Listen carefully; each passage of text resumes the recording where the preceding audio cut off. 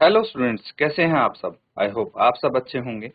ICT virtual classroom में आप सबका स्वागत है। मैं विकास, क्लास 10th का मैथ्स हम कर रहे हैं। चैप्टर है आपका सम एप्लीकेशंस ऑफ ट्रिग्नोमेट्री। यहाँ पे जो आपके रियल लाइफ प्रॉब्लम्स हैं ट्रिग्नोमेट्री से रिलेटेड, उनको हम सॉल्व करना सीख रहे हैं। तो ये एक क्वेश्चन है, इसको सॉल्व करेंगे हम। ठीक है, क्या बोला है? As observed from the top of a 75 metre high light house from the sea level, the angle of depression of two ships are 30 degree and 45 degree if one ship is exactly behind the other on the same side of lighthouse. Find the distance between the two ships. तो समझना question क्या कह रहा है। भाई एक tower है, ठीक है, तो यहाँ पे समुद्र में दो जहाज हैं। ठीक है, दो जहाज हैं।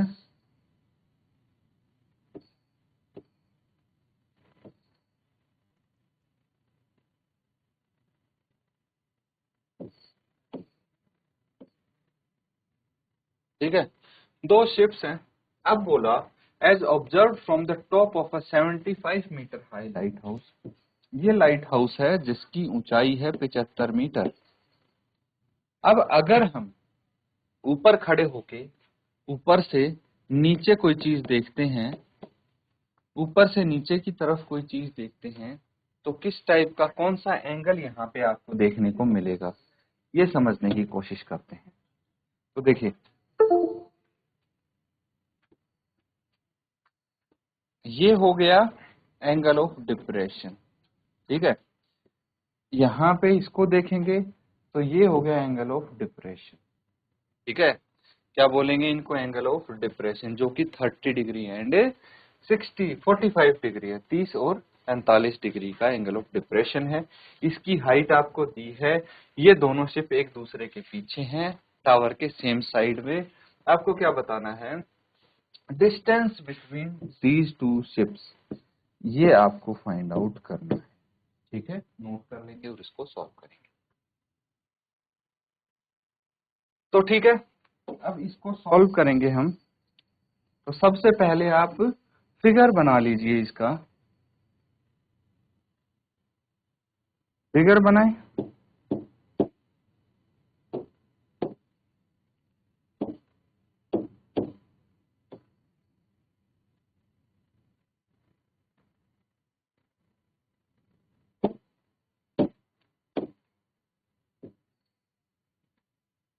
तो ये समझिए कि सबसे पहले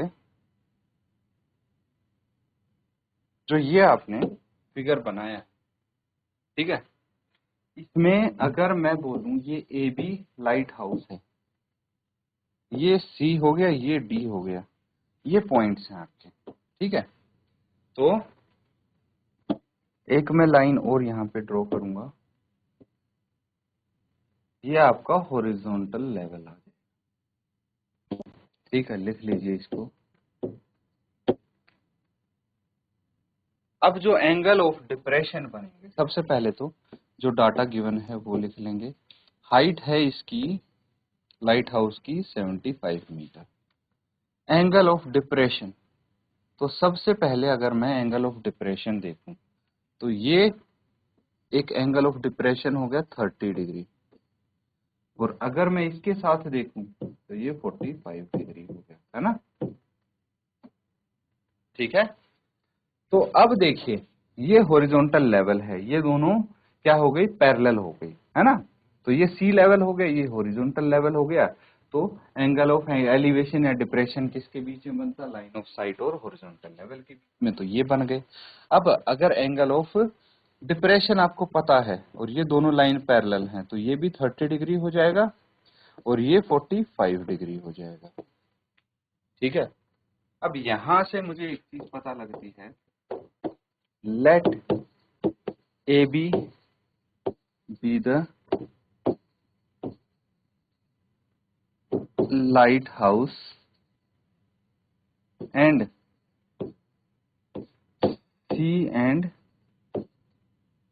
D be the point of two ships, दो शिप्स जो हैं वो इन पॉइंट्स में हों। ठीक है, तो यहां पे मुझे पता है कि ए बी कितना है 75 मीटर, सी डी इसको हम कुछ ही मान लेते हैं, डी मीटर मान लेते हैं। ठीक है, ये निकालना है। थीटा 1 थीटा 2, थीटा 1 है 30 डिग्री, थीटा 2 है 45 डिग्री। ये चीजें तो गिवन है। आगे इसको सॉल्व करेंगे तो हम कोई भी एक ट्रायंगल ले लेते हैं सबसे पहले। ठीक है, हम ट्रायंगल लेते हैं छोटा वाला, इन ट्रायंगल ए बी सी क्या हो जाएगा, परपेंडिकुलर है एक तो, बटे बेस क्या है, बराबर है टेंजेंट थीटा 2। यहाँ पे थीटा 2 है, ये लिख लेंगे। अब परपेंडिकुलर है ए बी, बेस है B C, is equal to tangent 45 degree. तो ए बी वैल्यू लिख देते हैं अब सीधी, 75 by B C is equal to 1। तो बी सी क्या आ जाएगा 75 मीटर। ठीक है, तो बी सी 75 मीटर आ गया हमारे पास। अब हमें क्या चाहिए, अब पूरा ट्रायंगल लेंगे हम। ठीक है, कौन सा, in triangle A B D. अगर ए बी डी में देखेंगे तो परपेंडिकुलर बटे base is equal to tangent theta 1। ठीक है, नोट कर लीजिए, यहाँ पे इनकी वैल्यूज रखेंगे, फिर आपका आंसर।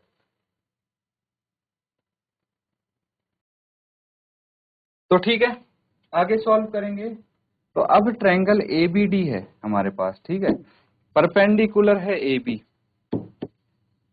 बेस है B D, is equal to क्या है टेंजेंट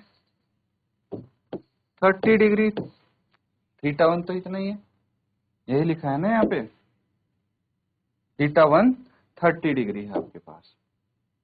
तो ए बी की वैल्यू कितनी है 75, बी डी क्या होता है लिख लेते हैं यहाँ पे। देखिए B D is equal to B C plus C D. ठीक है, तो यहाँ पे 75 बाय बी डी की जगह मैं B C plus C D लिख सकता हूँ, इज इक्वल टू 1/√3। और एक चीज, जो सी डी है वो क्या है, डिस्टेंस बिटवीन टू शिप्स, उसको हम डी से रिप्रेजेंट कर सकते हैं।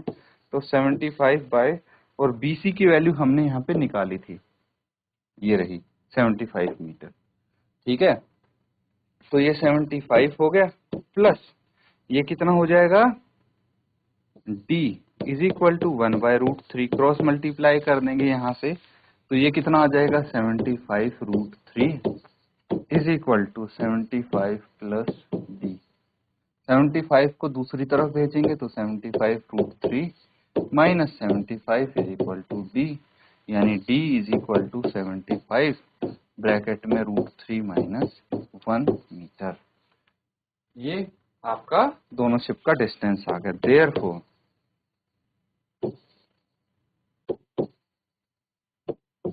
Distance between two ships is, distance between two ships कितना है, इन दोनों शिप्स के बीच में डिस्टेंस 75 √3 माइनस 1 मीटर। नोट कर लेंगे इसको। ठीक है, नोट कर लिया है। अगला सवाल ये रहा, अब इसको समझने की कोशिश करेंगे। तो सबसे पहला ऑप्शन है कि आप डायग्राम बनाएं, क्वेश्चन अपने आप हो जाएगा। उसके बाद 1.2 meter tall girl spots a balloon moving with the wind in a horizontal line at a height of 88.2 meter from the ground the angle of elevation of the balloon from the eye of the girl at any instant is 60 degree. After some time the angle of elevation reduces to 30 degree. Find the distance traveled by the balloon during the interval. बहुत interesting question है, मजेदार question है बच्चों। देखिए, कोई लड़की है यहाँ पे खड़ी है, ठीक है, उसने एक बलून स्पॉट किया, ठीक है, यहाँ पे कोई बलून स्पॉट किया। तो अब क्या बोल रहा है, ये जो लड़की है इसकी हाइट आपको गिवन है 1.2 मीटर, ठीक है, और जो ये बलून है इसकी ऊंचाई है 88.2 मीटर। ये चीज भी समझ में आ गई। अब एंगल ऑफ एलिवेशन कितना है, 60 डिग्री है, ठीक है, यहां से यहां तक अगर ये हॉरिजॉन्टल लेवल है तो एंगल ऑफ एलिवेशन 60 डिग्री है। थोड़ी देर बाद हम क्या देखते हैं कि ये बलून थोड़ी दूर चला जाता है और अब एंगल ऑफ एलिवेशन रह जाता है आपका 30 डिग्री। इतना 30 डिग्री। तो आपको बताना है कि यहां से यहां तक इसने कितनी दूरी तय की है बलून ने। ये मैंने रफली आपको फिगर बना के समझाने की कोशिश की है। समझ में आ रहा है? चलिए अब इसको डायग्राम को हम प्रॉपरली बना लेते हैं।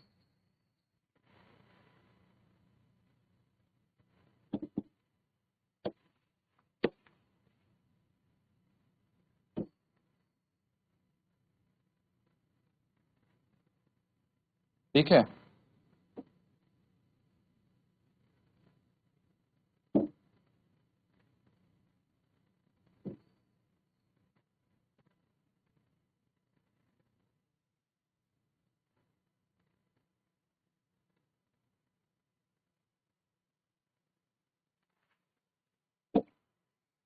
देखिए अब यहां पे मान लीजिए एक चीज और मैं बनाऊंगा,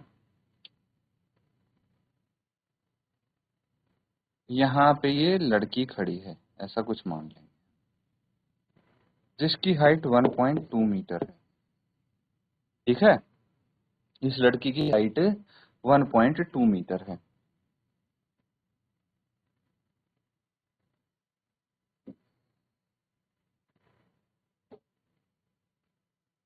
थोड़ा ये सीधा बनाना पड़ेगा हमें।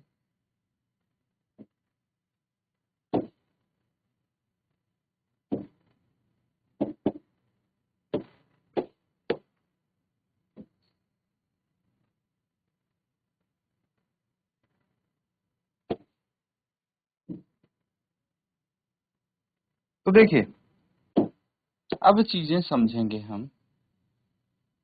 ये हाइट है बलून की 88.2 मीटर, ठीक है, ये दोनों पॉइंट हैं।